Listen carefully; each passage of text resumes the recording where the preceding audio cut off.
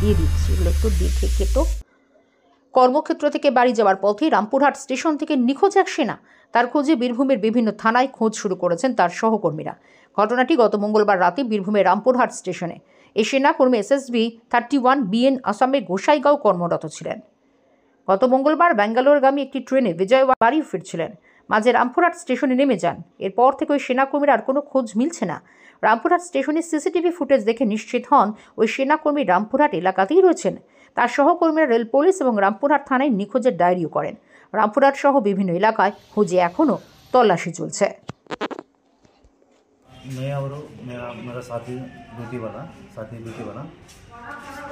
मेरा साथी ड्यूटी वाला दोनों छुट्टी जा रहा था। न्यू अलीपुर द्वार में चढ़ा था हम लोग, 11 बजे चढ़ा था। उसके बाद रामपुर हाट आने वाला 2 मिनट में आने वाला था। मैं उसको बोला कि बाथरूम जाना थोड़ा बैठो। उसके बाद थोड़ा उसको साइकोलॉजी प्रॉब्लम था, वो ट्रेन मूवमेंट हो गया था।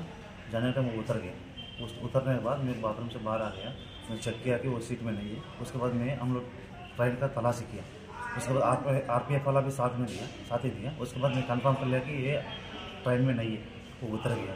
उसके बाद रामपुर हाट में बैग जाके CC फुटेज चेक किया था।